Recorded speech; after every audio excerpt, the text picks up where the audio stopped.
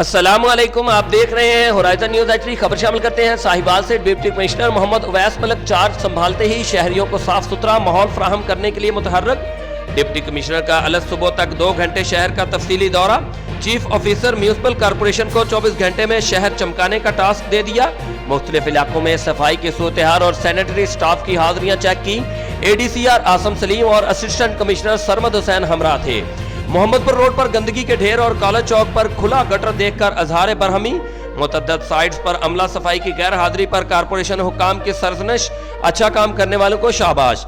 Madhali road, नूरशाह road, high street समेत civil line समेत पूरे शहर में सफाई बेहतर बनाने की हिदायत।